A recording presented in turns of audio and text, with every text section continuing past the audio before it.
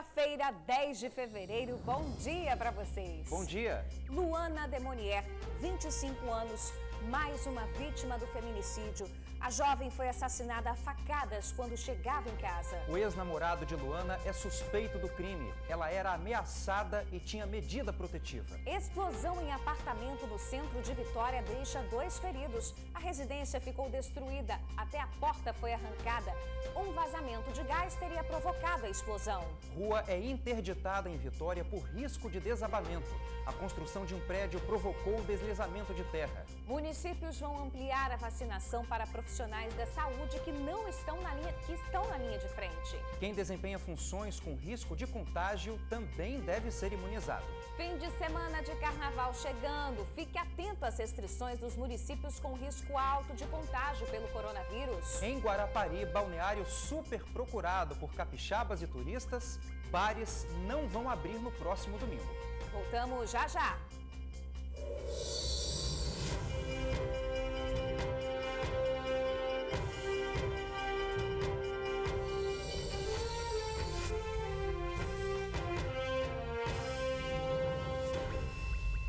O TN1 de hoje começa com essa imagem aqui. Olha só como é que ficou o apartamento no centro de Vitória. Hoje cedo, um vazamento de gás causou uma explosão no imóvel. 2 pessoas que estavam no local tiveram queimaduras de 1º e 2º graus e foram socorridas pelo SAMU. A explosão foi tão forte que arrancou uma das portas e destruiu janelas. Que desespero, né, gente? O repórter fotográfico do jornal A Tribuna, Leone Iglesias, foi quem fez esse vídeo e mostra pra gente detalhes de como ficou o apartamento. Vamos ver. Aqui, ó, quando o gás estourou, chegou a queimar as coisas, derrubou a porta,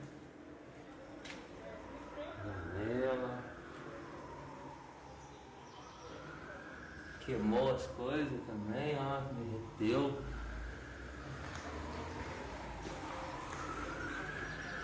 Derreteu aqui a grade, ó. Queimou tudo, ó. Derreteu os plásticos, tudo.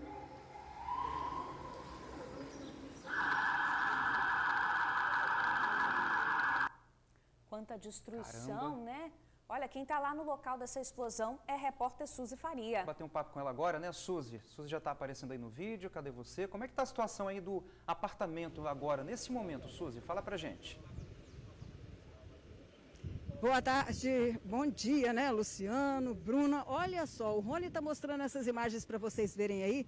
Na verdade, foram 5 janelas arrancadas com a força da explosão do gás. São os apartamentos 201, 202 e 203.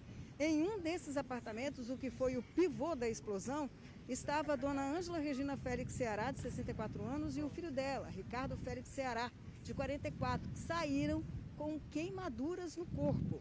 Eles foram para um hospital particular e, de acordo com as informações passadas pelo Corpo de Bombeiros aqui, a dona Ângela teria tido 35% de queimaduras pelo corpo, mas eles estão passando bem. Do meu lado aqui está um dos moradores, o Paulo Borges, 31 anos. Ele falou comigo que mora no 3º andar, estava dormindo na hora da explosão e foi acordado no susto. Como é que foi essa hora, seu Paulo?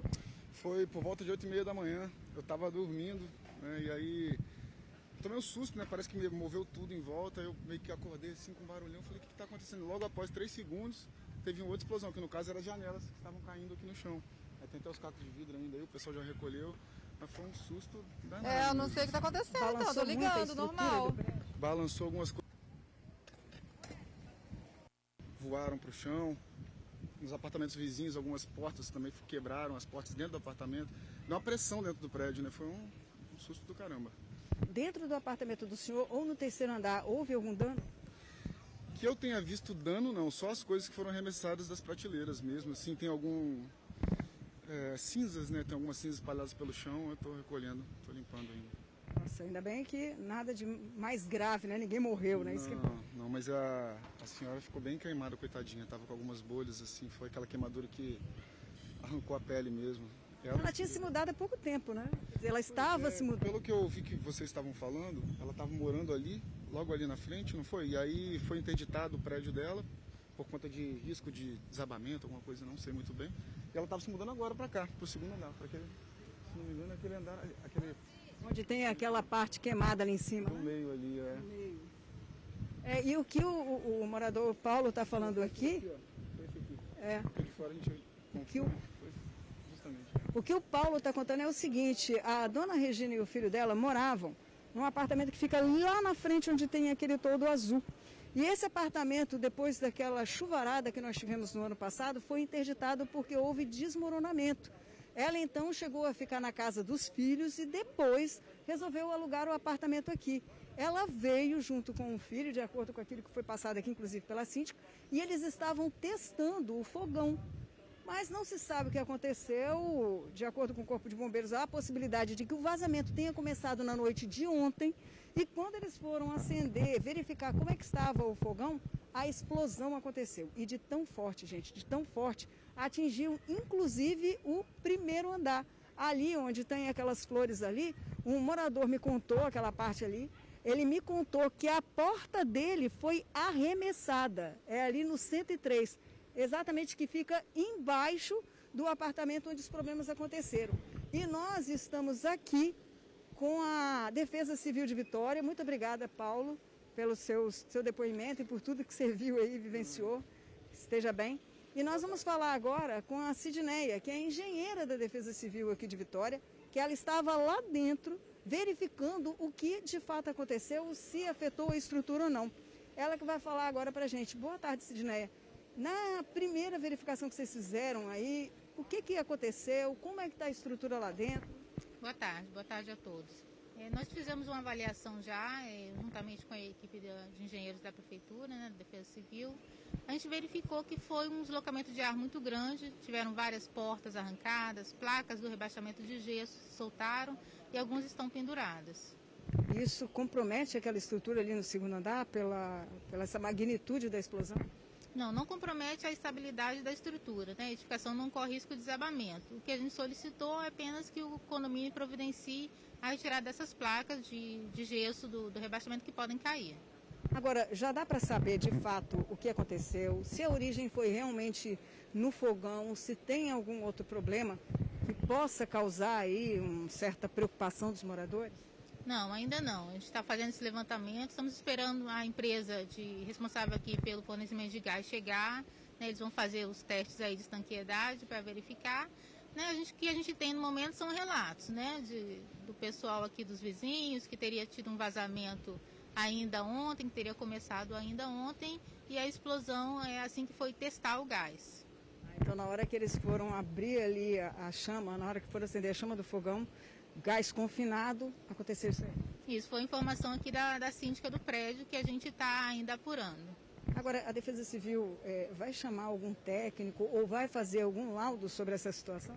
Sim, a gente vai fazer o relatório, né, até porque o prédio tem seguro, né, vai precisar ser acionado o seguro para reparar os danos. A gente faz um relatório, né, dizendo os riscos, o que aconteceu, a gente descreveu detalhadamente qual o risco o que foi de dano em cada apartamento. Obrigada pela entrevista. Então, para vocês verem aqui, ó, Rony, vamos mostrar aqui de novo. Gente, olha onde para onde que veio os vidros das janelas. Olha só como é que está aqui na porta da garagem, eles caíram lá de cima dessas cinco janelas que foram afetadas. Algumas estruturas de alumínio vieram parar aqui a vários metros de distância. Nós temos ali dentro do prédio a estrutura que foi completamente comprometida e retorcida, que está lá para vocês verem, ó, uma situação bem complicada. Agora, não foi o único caso, viu, Bruna e Luciano, que aconteceu aqui na Barão de Monjardim, não, viu? Mais à frente um pouco, hoje pela manhã, os bombeiros estiveram aqui fazendo também a contenção de um incêndio que aconteceu no apartamento de um senhor de 51 anos de idade. A informação é que ele teria chegado à noite e deixado alguma coisa acesa. Eles estão supondo, aí, suspeitando que tenha sido uma vela e que começou a pegar fogo no apartamento. Mas, por sorte, esse senhor não saiu ferido. Mas os bombeiros estiveram aqui apagando o fogo lá embaixo, em um outro apartamento que aconteceu. Voltando a falar do estado da senhora, né, da dona Ângela e do filho dela, Ricardo, eles foram imediatamente socorridos, levados para o hospital, um hospital particular na Serra, e já estão fazendo o tratamento aí das queimaduras que eles sofreram. A informação é que a dona Ângela teria tido 35% do corpo comprometido nessa explosão que aconteceu aí. Os moradores aqui estão bastante assustados, viu? Eles estão, assim, apavorados com o que aconteceu, afinal de contas, foi uma magnitude de explosão muito grave. E volta aquela discussão para que as pessoas tenham cuidado quando mexer com gás. E olha o que houve. Então, muita atenção quando forem aí mexer com gás. Qualquer suspeita de vazamento é para chamar um técnico e para avaliar. É com vocês aí no estúdio, Luciano e Bruna. Pois é, Suzy, vamos só continuar com você aqui rapidinho, só para tirar uma dúvida, né? A gente sabe que existe um prazo, né, para a Defesa Civil, para os órgãos competentes emitirem seus laudos. Nada vai sair agora, né? Nada é bate-pronto. Mas assim, como é que está o clima na região aí também? Até agora, né? Essa explosão foi agora de manhã, por volta de 8 e pouco da manhã, né? Como é que está o clima agora na hora do almoço? Como é que os moradores estão? Os vizinhos também? Está todo mundo assustado ainda? Luciano, quando eu cheguei aqui, tinham mais moradores aqui do lado de fora, todos eles conversando sobre o que aconteceu, tentando entender de fato de onde pode ter partido esse vazamento, se foi dentro do apartamento mesmo, se foi ali do lado de fora, enfim, eles estavam todos aqui. Só que a Rua Barão de Monjardim, ela foi interditada pela Defesa Civil. Então, tem pouco movimento nesse local, inclusive de carro. Os moradores que estavam aqui, eles já subiram, já foram para o apartamento para continuar a vida aí, porque de acordo com o que me avisou a síndica, tudo está funcionando lá dentro. Não foi nada paralisado, ou seja, a parte elétrica continua perfeita. Ela, inclusive, está bastante nervosa e sabe por quê? Ela me contou que logo que ela estava chegando aqui hoje pela manhã, porque isso aconteceu por volta de 8h30, houve a explosão. E ela viu parte da estrutura, das janelas, vidros, voando por cima da cabeça dela. Então ela estava assim, extremamente apavorada e bem nervosa e compreensível, né? Porque quem passa por uma situação dessa não é fácil não. Mas os moradores estão lá dentro, tudo quietinho, o Rony pode mostrar, ó. Há uma movimentação bem tímida aqui dos moradores, eles praticamente estão lá em cima no prédio. A gente não vê quase ninguém nas janelas. Eu acho que está todo mundo aí ainda tentando digerir o que de fato aconteceu. Volto com vocês aí no estúdio. Luciano, Bruna. Beleza. Obrigado, Suzy. Vamos aguardar então, né, os laudos dos órgãos competentes. E a gente deseja que os moradores tenham mais calma, né? O susto principal, pior, já passou. Susto enorme. Gente, em Cariacica, um crime brutal. Uma jovem de 25 anos foi morta a facadas perto de casa. O ex-namorado dela é o principal suspeito desse crime. O homem teria mandado uma mensagem para a jovem avisando que a mataria ontem. Ele não aceitava o fim do namoro. Ao lado do corpo, familiares choravam a perda da jovem Luana Demonier, de 25 anos de idade. Ela foi morta a poucos metros de casa quando chegava do trabalho na noite desta terça-feira. O crime aconteceu na rua São José dos Calçados, no bairro Vila Capixaba, em Cariacica. De acordo com a polícia, o principal suspeito de ter matado a jovem foi o ex-namorado dela. Ele teria mandado uma mensagem avisando que hoje mataria a ex-companheira.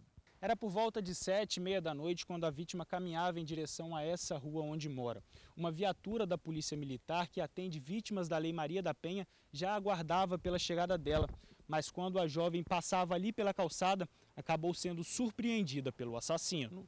No corpo dela foram encontradas 15 perfurações de faca. O suspeito fugiu antes que a viatura que aguardava por Luana pudesse chegar ao local do crime. Segundo a polícia, a vítima tinha medida protetiva contra o ex-namorado. Vizinhos e amigos de Luana contaram que ela já vinha sendo ameaçada há pouco mais de um ano, desde que os dois romperam o relacionamento.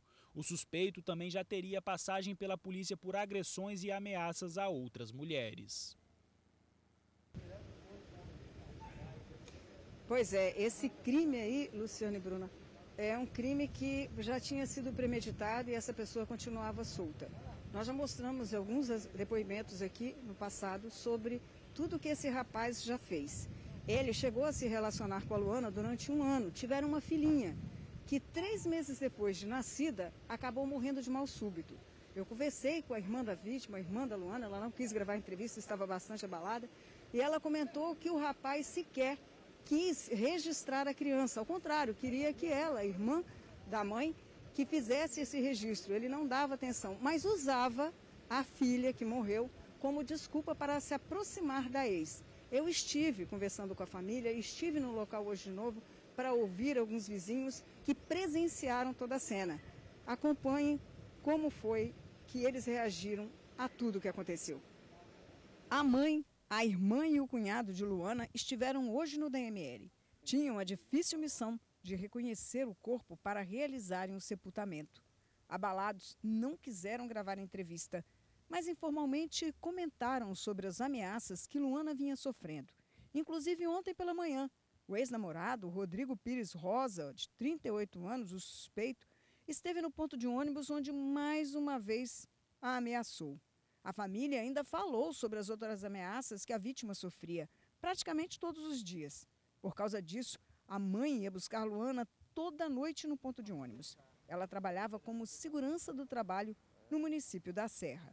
Toda vez que ela estava se aproximando de casa, ao descer do ponto, ela ligava, a mãe ia buscá-la e quando os policiais estavam aqui, eles é que faziam esse trajeto. Mas ontem, gente, exatamente ontem, Luana não ligou para a família. E quando ela já estava neste ponto aqui, acabou sendo surpreendida pelo ex-namorado. Quando os gritos dela começaram de pedidos de socorro, os vizinhos que estavam próximos ouviram, inclusive a mãe dela. E aí a mãe desceu desesperada para saber o que estava acontecendo. Veio junto com o policial. Foi nessa hora que ela viu o que nenhuma mãe gostaria de ver.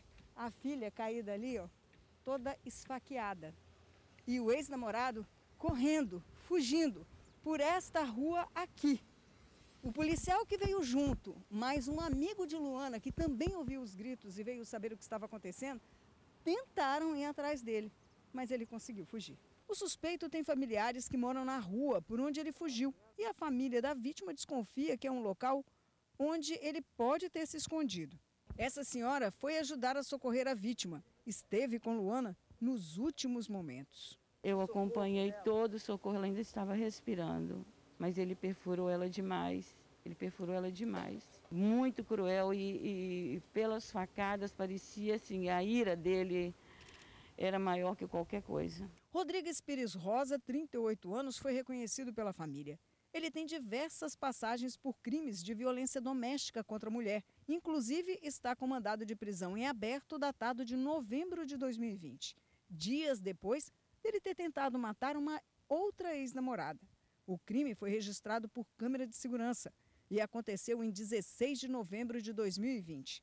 A mulher que ele tenta esfaquear tem 31 anos. Ela consegue fugir entrando nesta casa e é socorrida pelos moradores, que ela não conhece nem conhece Rodrigo. Essa mulher teve um breve relacionamento com ele, que foi marcado também por violência.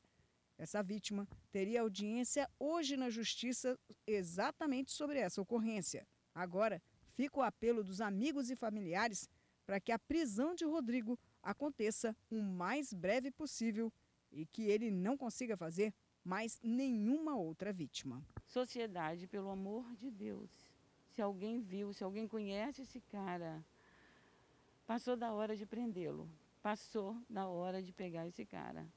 E para mim é prisão perpétua, um crime bárbaro desse. Pois é, o apelo feito por uma amiga aí da família, já que a própria família não conseguiu gravar a entrevista diante de tudo que eles viveram, e é até compreensível. Rodrigo está com mandado de prisão em aberto desde novembro de 2020, logo depois que ele tentou esfaquear essa pessoa que vocês viram aí no vídeo. A polícia está atrás dele, por pouco ele já não foi preso umas 2 vezes, mas conseguiu fugir. Está recebendo guarida de alguma pessoa que ainda acredita que ele possa não ser uma ameaça para a sociedade, como ficou comprovado aí. A irmã da vítima chegou a contar para a nossa reportagem que Luana, pouco tempo antes disso acontecer, ela teria visto o ex-namorado, o Rodrigo, trabalhando como Uber e fazendo ponto ali no shopping Mochuara. Ela ficou desesperada quando ela viu que ela estava se aproximando do shopping, voltou para casa correndo, nem ali ela parou. Então a família pede que as pessoas possam denunciar, denúncia anônima através do 181, quem quer que veja, quem quer que saiba dele. E eles estão, assim, desesperados com o que aconteceu. E principalmente as outras vítimas dele, os outros relacionamentos que ele já teve. Isso porque a ameaça não foi só a Luana, foram as outras 3 mulheres que ele também se relacionou. E hoje, inclusive, essa pessoa, essa mulher que aparece no vídeo, ele perseguindo ela a faca lá em Nova Rosa da Penha, onde inclusive a família dele mora, ela teria uma audiência na justiça exatamente sobre essa ocorrência aí. Ela conversava com a Luana e esteve, de acordo com os familiares, ontem, lá no local, se solidarizando com a família e informando isso. Os vizinhos chegaram a comentar, inclusive, que o Rodrigo teria entrado em contato com a Luana falando dessa audiência que ele teria hoje e que era para ela ajudá-lo, falando coisas boas dele, para poder evitar que ele fosse para a cadeia. E em seguida não se sabe se esse teria sido o motivo, aconteceu o que aconteceu. Então, eu reforço aí para vocês o apelo feito pela família, que se alguém vir a pessoa de Rodrigo Pires da Rosa, que tem mandado de prisão em aberto, está sendo caçado aí pela DHPM, que denuncie, que ajude a polícia a prender essa pessoa que se transforma em uma ameaça constante para qualquer um de nós, inclusive das ex-namoradas que ele já teve e que ele demonstra aí não ter capacidade nenhuma de manter um relacionamento. É com vocês aí no estúdio, Luciano e Bruna. Tá certo, Suzy. Suzy já falou tudo, né? E ainda estava trabalhando como Uber. Olha que perigo. Qualquer um que entrasse ali naquele carro estava correndo risco. Nitidamente, uma pessoa que oferece um perigo para toda a sociedade. Quem souber aí o paradeiro desse rapaz, desse criminoso, tem que discar 181 para a polícia. Suzy, obrigada aí pelas informações. Olha, agora a gente fala de um assalto violento na Vila Rubim, em Vitória. O gerente de uma loja de móveis e eletrodomésticos levou coronhadas e chegou a desmaiar durante esse roubo. Além de agressivos, os bandidos deixaram para trás um prejuízo danado, viu? R$80 mil em aparelhos celulares. O assalto aconteceu nesta loja de móveis e eletrodomésticos, que fica na Vila Rubim, aqui na capital. O crime aconteceu por volta das 10h40 da manhã. E a ocorrência ainda estava em andamento no início da tarde. 2 viaturas estavam no local, além de policiais no interior da loja, os funcionários e também 2 suspeitos. Durante o assalto, os funcionários da loja foram agredidos. A gerente levou uma coronhada, chutes no rosto e chegou a desmaiar. Depois disso, os funcionários foram trancados numa sala onde fica o cofre aqui da loja, enquanto uma dupla fazia a limpa, principalmente nos celulares. Assim que a polícia chegou, encontrou 2 rapazes. E aí, pelas câmeras de vídeo monitoramento, eles verificaram. Eles acreditam que esses 2 trocaram de lugar com os bandidos que fugiram. A loja foi fechada durante a ocorrência e depois de cerca de 2 horas, os rapazes, que seriam suspeitos do assalto, foram liberados, saíram andando. Nada de ilícito foi encontrado com eles, nem que os fizessem cúmplices desse crime. Segundo os funcionários, cerca de R$80 mil em celulares foram levados. Os telefones deles também foram roubados. A da gerente da loja, inclusive, foi rastreado no bairro São Benedito. Quanta violência, né, gente? Olha, a polícia informou que está investigando esse caso. Muito bem, agora a gente muda de assunto e vai lá para Guarapari, onde comerciantes estão reclamando de horários de funcionamento de comércio, né? Tipo bares, restaurantes da cidade, enfim. Pois é, gente, o verão é a época em que o balneário lota, né? Fica cheio de gente, mas o contágio por lá está em alta, tem restrição para funcionar. Não é isso, Manuela? Conta pra gente, boa tarde para você. Olá, Bruna, Luciano, boa tarde a todos que acompanham o TN1. Nós estamos aqui no centro de Guarapari, na Praia das Castanheiras, e realmente a cidade continua em risco alto para a contaminação da Covid-19. Já são 210 mortes, mais de 8 mil pessoas com a doença. Então, o governo estadual decretou algumas restrições. O comércio, por exemplo, deve ficar aberto de segunda a sexta até as 10 horas da noite, aos sábados até as 4 horas da tarde e no domingo ninguém abre, todos fechados. São aproximadamente 3 mil estabelecimentos comerciais e desses 3 mil, 1.000 são referentes à alimentação. E os comerciantes temem mais prejuízos, eles querem que o governo do estado que eles permaneçam abertos por algum horário, aí também aos domingos. Ainda de acordo com esses comerciantes, 2.000 pessoas já foram demitidas. Esses funcionários são aqueles temporais, né? Os funcionários que são contratados por temporada, durante o verão.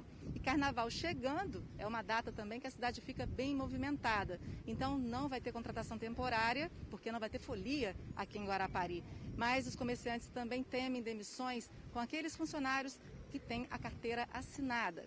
Então eles pedem aí socorro, né? A cidade de saúde que está no vermelho por causa da Covid. E como eu falei do Carnaval, também tem restrição. Dessa vez, restrição, decreto municipal que proíbe a entrada de ônibus e vans de turismo na cidade. Mas, segundo alguns moradores, os turistas chegam e acabam entrando na cidade através de táxi ou outros meios, né? Outros motoristas de aplicativo. Mas a gente faz esse alerta porque é preciso respeitar as medidas de segurança, né, para não haver contaminação. Eu vou pedir ao Alex para mostrar a praia, que a praia, nós estamos aqui na Praia das Castanheiras, hoje, quarta-feira, tem um movimento, né, considerável. Algumas pessoas mantêm o distanciamento mesmo aqui na areia da praia, mas no finalzinho a gente percebe alguns grupos reunidos, né, meio aglomerado aí, o pessoal mesmo com a cidade em alto risco. E outra restrição também para o Carnaval, para a folia que está chegando. A Prefeitura não vai permitir carro de som e nem caixinhas de som na areia da praia. Nada de festa. Eles vão fiscalizar para não ter festas clandestinas na cidade. E quem desrespeitar, quem trouxer caixa de som ou parar com carro de som nas praias principalmente, vai pagar multa, são mais de R$2.000 em multa. Então, reforçando, Guarapari está no vermelho, está no mapa de risco, alto risco para contaminação pela Covid-19. Então, é preciso aí respeitar as medidas de segurança. E o comércio que pede socorro, pede aí para o governo rever os horários de fechamento e permitir que eles fiquem aí seguindo as medidas de segurança, mas abertos por um período maior e também aos domingos. Eu volto com vocês aí no estúdio. Tá certo, Manuela, obrigada. Quarta-feira tinha bastante gente ali na praia, né? Para o meio de semana, né? Obrigada aí pelas informações, Manu. A Justiça condenou 2 homens que mataram um ciclista nas 5 Pontes em 2019. Carlos Renato Souza, de 45 anos, foi assassinado após reagir a um assalto. Os bandidos roubaram a bicicleta e o celular dele e, após atirarem, fugiram. O ciclista morreu em cima da ponte ao ser atingido por um tiro no pescoço. Os 2 assaltantes foram presos poucas horas após o crime e estão no presídio desde então. Esse mês, o julgamento dos acusados aconteceu. Daniel Braga da Cruz foi condenado a 25 anos e 6 meses de prisão. O comparsa dele, Emerson Moura Marinho, foi condenado a 23 anos e 4 meses. Os 2 cumprem pena no Centro de Detenção Provisória da Serra. Agora, 12:09, bora atualizar os dados da pandemia aqui no Espírito Santo. De ontem para hoje, uma pessoa morreu por hora. Segundo o painel Covid, 24 pacientes perderam a vida e mais de 1.100 novos casos foram registrados. O painel já está aí, nós temos no total 6.043 mortes pela Covid, 304.859 casos confirmados e 287.062 pessoas já conseguiram se recuperar da doença. Muito bem, agora é hora de atualizar você a respeito das informações sobre a vacina aqui no Espírito Santo. Chamar a nossa amiga aqui, Vanessinha, que já está pronta, preparada aí, né, Vanessinha? Conta pra gente, profissionais da saúde que não estão na linha de frente, vão ser vacinados também? Boa tarde.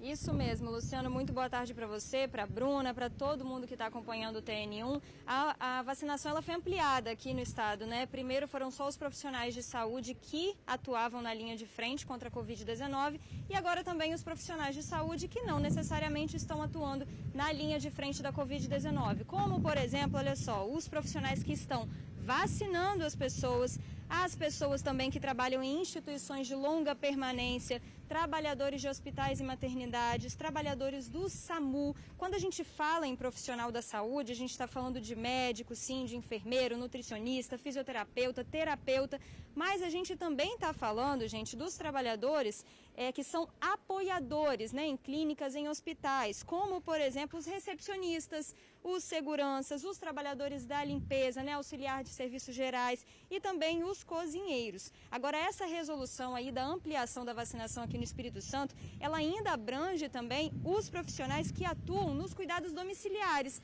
como, por exemplo, os cuidadores de idosos e também as parteiras. Outras pessoas que também podem se vacinar nessa ampliação são as pessoas que trabalham com serviços funerários, né, aquelas pessoas que estão em constante contato com as vítimas da Covid-19. Agora, além dessas pessoas, os estudantes da área da saúde que estagiam em unidades de saúde, em hospitais, nos PAs, também podem procurar as unidades de saúde, fazer o agendamento, porque eles também podem se vacinar. Agora, gente, enquanto muitas pessoas estão na expectativa da chegada da hora, né, quando que vai chegar a minha vez para vacinar, também tem gente que ainda está meio que com medo, assim, né? Com receio de tomar essa vacina, viu, Bruna e Luciano? É isso mesmo, Vanessa. Aqui no estado, 250 pessoas tiveram reações à vacina. A maioria dessas pessoas, sintomas leves. A gente tem uma reportagem sobre esse assunto, né, Vanessa? Vamos conferir. Dr. João Evangelista é gastroenterologista. Tem 65 anos e se encaixou nessa etapa da vacinação aqui no estado.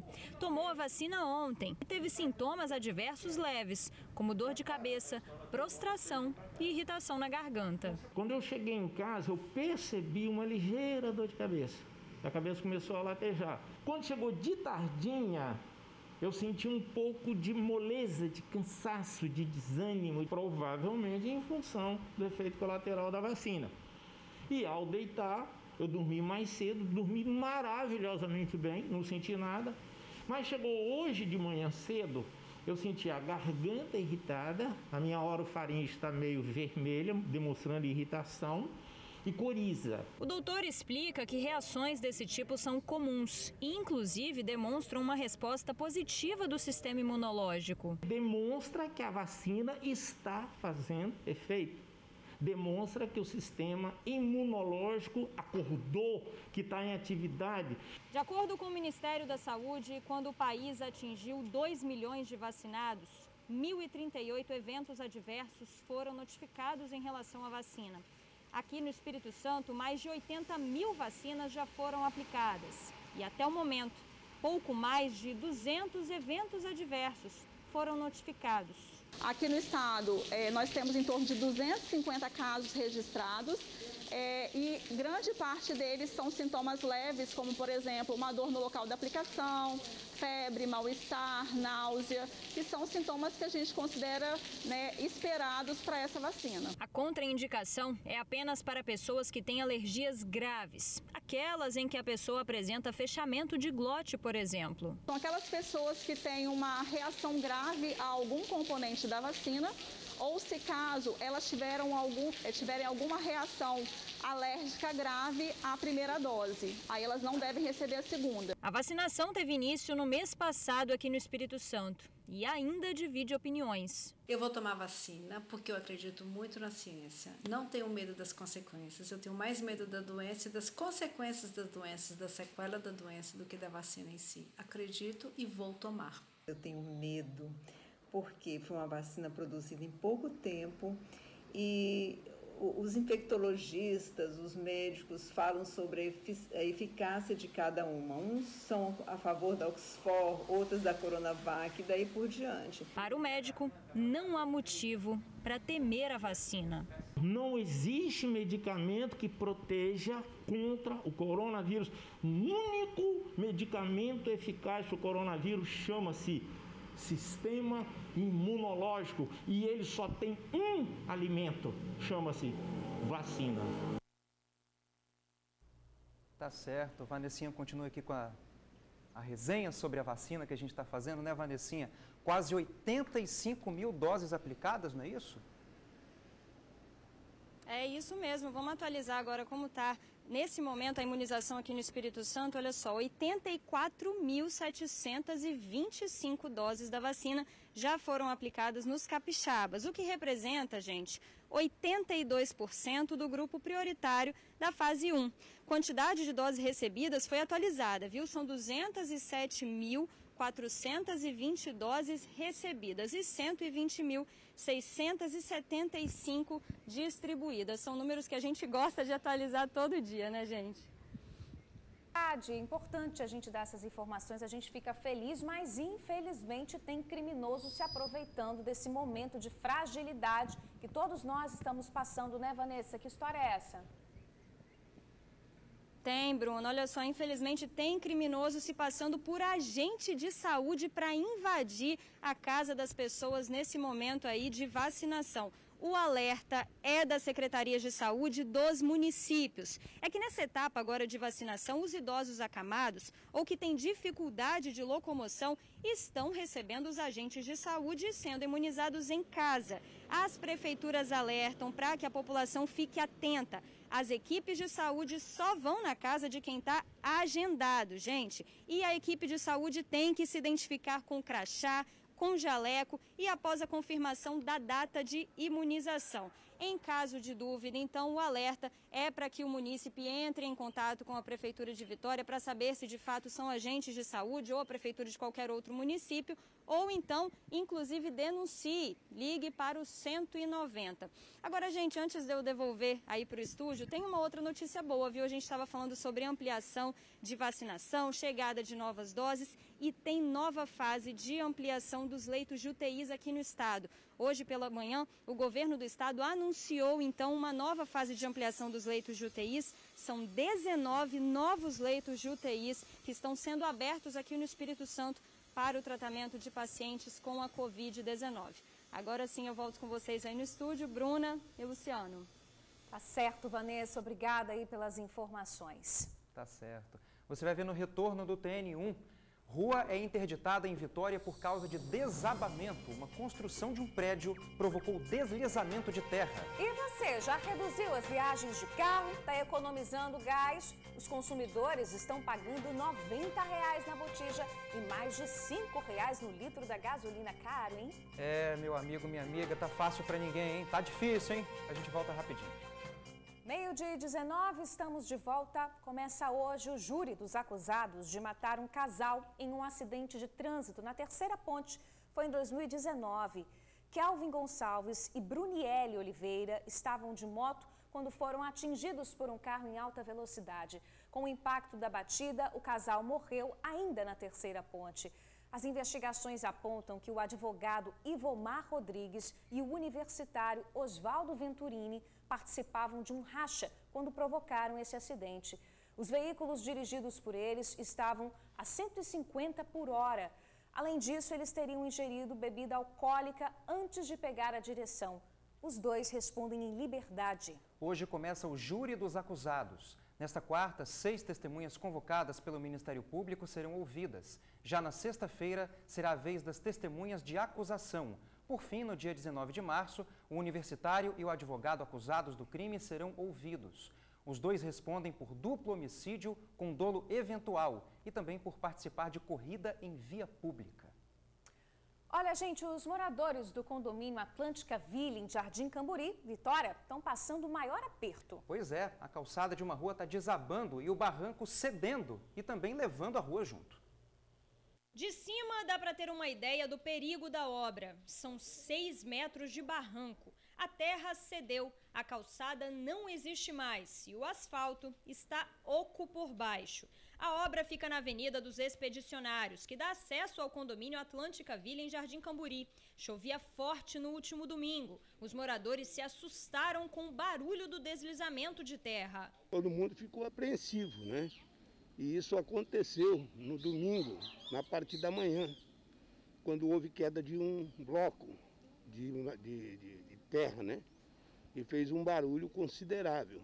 E isso chamou bastante atenção. A Defesa Civil precisou interditar a via. Então, parte do asfalto ali, alguns metros do asfalto, ele está em balanço, ou seja, ele está sem sustentação. né, cerca de 1 metro para dentro do asfalto, está sem sustentação e pode cair. A obra é particular, tem autorização da prefeitura para acontecer. Aqui vai subir um prédio de 5 andares com 22 apartamentos. A obra começou em outubro do ano passado. Nessa foto dá para ver que o local ainda tinha calçada. Um mês depois, os moradores chamaram a Defesa Civil porque parte dessa calçada já havia cedido.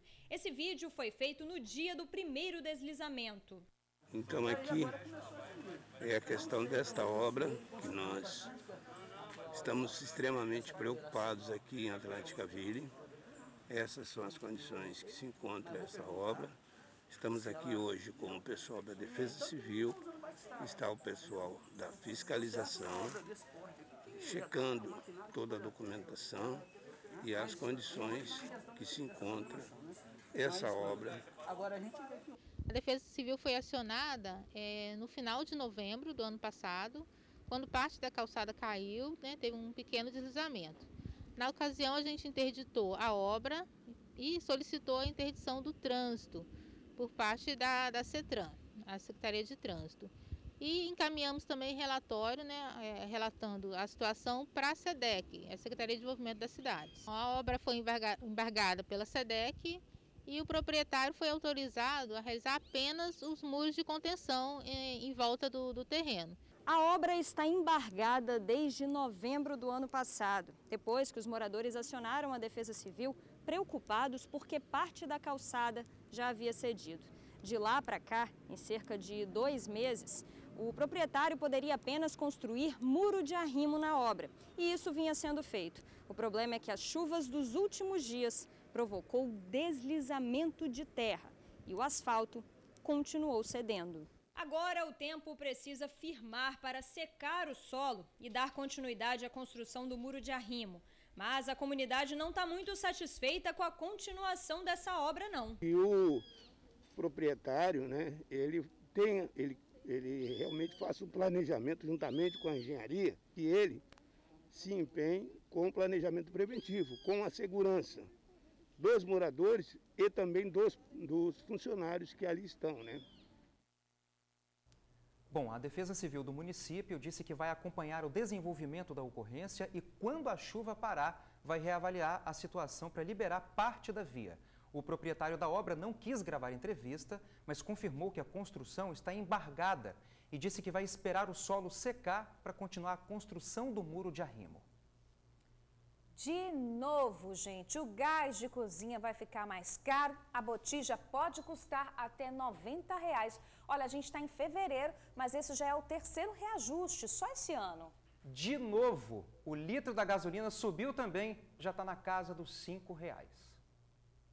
O fogo é essencial, mas para fazer ele artificialmente aí no fogão, tá caro para o brasileiro. E vai ficar ainda mais, vai ter reajuste do gás de cozinha. Sim, mais uma vez. Eu acho que o causador disso tudo é o aumento dos impostos.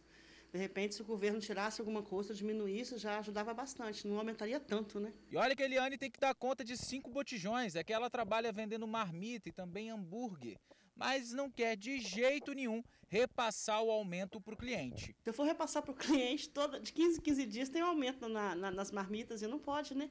Eu já trabalho com esse preço já há uns 5, 6 meses. Aumenta gás de cozinha, aumenta a gasolina também, meu povo. A gente ainda está em fevereiro e esse ano a gasosa já aumentou 3 vezes, em 3 oportunidades. Para você de casa ter uma noção, em dezembro do ano passado, o litro médio da gasolina nas refinarias era vendido a R$ 1,84. Agora passou para R$ 2,25. R$ 2,25 o litro. No final das contas, esse preço acaba caindo para a gente também. O dólar está o mesmo valor, a gente produz petróleo aqui, então não tem tanto motivo para ter tantos aumentos pesados. O Kleb já teve que repassar o aumento nas bombas. A gasolina comum, que custava R$ 4,79, foi para R$ 4,99. E a aditivada, que era R$ 4,99, já passou dos R$ 5,00. Você tem um impacto visual muito grande a hora que você começa a passar da barreira dos R$ 5,00.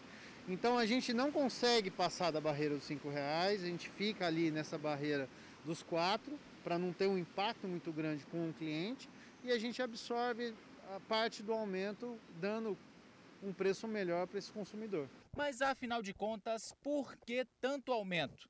Para esse educador financeiro, a culpa é do dólar. O preço do petróleo não é definido aqui no Brasil. Ele é definido internacionalmente e a Petrobras tem uma política de preços de repassar esses preços para o consumidor brasileiro.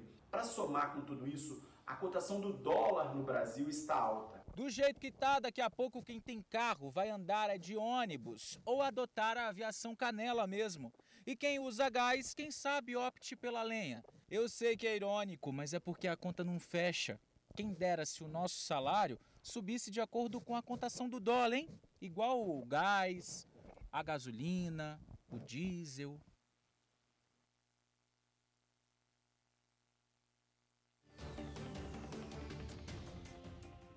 Quarta-feira, 10 de fevereiro, veja os destaques do jornal A Tribuna. 128 mil vão ter 2 reajustes de planos de saúde neste ano. Na foto principal, restaurantes e bares vão abrir no carnaval com limite de ocupação. 66 mil no estado já começam a receber a segunda dose da vacina na próxima semana. Como Israel está vencendo a guerra contra a Covid. Advogado é baleado no pescoço e tem arma roubada durante assalto. E ainda destaque no jornal A Tribuna. Ator faz sucesso como conselheira de mulheres. Primeira médica no comando de cirurgia com robôs. E no caderno de imóveis, apartamentos na Serra a partir de 160 mil.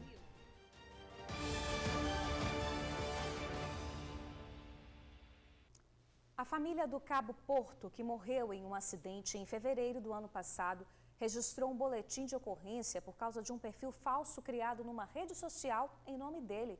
No perfil foram publicadas fotos do PM e vereador da Serra, na época, ao lado da esposa e do filho, que também morreram nesse acidente. Eles seguiam de carro para a Bahia quando o veículo bateu de frente com uma carreta. O criador do perfil, que ainda não foi identificado, usou a página para enviar mensagens se passando por Cabo Porto. Numa delas, diz que não morreu no acidente e que está escondido. Disse ainda que alguém está tentando acabar com a família dele inteira. Em outras mensagens, o criador do perfil deu até cantadas em mulheres. A situação foi denunciada a parentes do policial, que ficaram indignados e procuraram a polícia para registrar um boletim de ocorrência. Ontem mesmo, o falso perfil no Instagram já estava fora do ar. Os moradores do bairro Santa Bárbara, em Cariacica, estão chiques, viu? Tem cachoeira véu de noiva na rua deles, na rua da casa. Da rua, né? Até seria um privilégio mesmo, mas a cachoeira, gente, está lá porque é resultado da falta de drenagem e de um monte de problemas estruturais. Vamos ver. É só chover para a noiva aparecer. Aliás, o véu da noiva é uma aguaceira danada que parece uma cachoeira e que atinge a rua Doutor Benedito de Souza Machado, no bairro Santa Bárbara, em Cariacica. Por aqui, não é que a drenagem esteja devagar, ela quase não existe mesmo. Tá bem puxado, né, seu Luiz? É sempre toda chuva que acontece, né? Vem essa cachoeira d'água descendo a morra abaixo e vai atingindo justamente a vizinhança, como se pôde até detectar, né? E não só aqui na Doutor Benedito Souza Machado, como você viu aqui, né? Essa boca de lobo, na verdade, ela não acontece como ela deveria acontecer. As maneiras todas entupidas. Como explicou o professor Luiz, os problemas da rua em que estamos são reflexos de tretas de infraestrutura das ruas que ficam acima. Aí é um efeito dominó. Neste espaço aqui, até há 2 anos atrás, funcionava uma garagem. Mas só que a garagem precisou ser inutilizada porque sempre quando chove, a garagem se transforma num aquário da sua casa, Kessia. É isso? O que acontece aqui na garagem quando chove? Então, alaga tudo. A gente está tendo, como você mesmo disse, um aquário em particular, né? Porque toda a água da rua, de 2 ruas acima, desemboca para dentro da nossa casa, porque a caída da rua ficou aqui para dentro. E não tem vazão para essa água, porque está entupido, está tudo entupido aqui na rua, e toda essa água vem para cá, então acaba alagando, prejudicando, a gente nem pode mais usar a garagem. O Dinilson já reclamou, já denunciou e fez até abaixo-assinado. Quem sabe agora cola, né, Dinilson? Com uma administração nova, hein? Que beleza! Oremos. Já veio vice-prefeito, já veio vereador, veio secretário de obras na campanha passada aí nada resolveram. O secretário de obra falou que com 2 dias resolvia o problema, mas só que até hoje não me deram solução. Bom, então só para responder os moradores, né, a prefeitura disse que o problema já foi resolvido e a limpeza já foi feita. Reforça que está fazendo uma operação tapa-buracos nas ruas do bairro que começa até sexta-feira. O serviço para desobstruir a rede de drenagem. Notícia boa para os moradores, então, Que né? bom, né? Olha, já o TN fala da previsão do tempo. Será que essa chuva foi embora mesmo? Só apareceu, né? Olha aí que imagem bonita. Aguarde para ver. A polícia prendeu 3 pessoas suspeitas de assaltos no sul do estado. Um dos crimes foi no início da semana, no mercado em Anchieta. Esses 2 homens de casaco vermelho e verde são bandidos. Eles fingem interesse em alguns produtos, mas não demoram e anunciam o crime. Um deles rende os funcionários e clientes que são levados para os fundos da loja. Enquanto isso, os outros bandidos pegam o dinheiro do caixa. Após o assalto, eles fogem nesse carro branco. Uma mulher também participa do crime, que estava dando cobertura, né? Após as investigações, os 3 foram presos e levados para a delegacia. Eles teriam cometido outros assaltos em municípios vizinhos. E essa chuva, hein, Luciano, que não deixa a gente estava reclamando do calorão, a chuva veio e refrescou, agora a gente quer que ela vá embora, né? Pelo menos por hoje, o tempo segue instável aqui no Espírito Santo, mesmo com o enfraquecimento da zona de convergência do Atlântico Sul. Previsão de chuva ao longo de todo o dia. Na Grande Vitória, nebulosidade e temperatura mínima de 21 graus. Na região sul, mínima de 17. Nas áreas mais altas, com esse solzinho que apareceu hoje, já deu para pelo menos secar um pouquinho das roupas, né? Pois é, deu uma amenizada, né? Pois Mas tá aquela coisa insegura. Chove, não chove, chove, não molha. Verdade. Lembrando que é uma previsão, né? Não é uma precisão do tempo. Então Verdade. o tempo é bem imprevisível mesmo. Levar né? sempre o guarda-chuva aí na bolsa. Gente, certo. 12h35, hora de encerrar o TN1 de hoje. Beijo enorme para vocês. Eu e o Luciano te esperamos amanhã, né? Sempre lembrando do horário, viu? Você sabe, 11h40 da manhã, estamos nós aqui esperando por você. Tchau, tchau, gente. Abraço. Um abraço.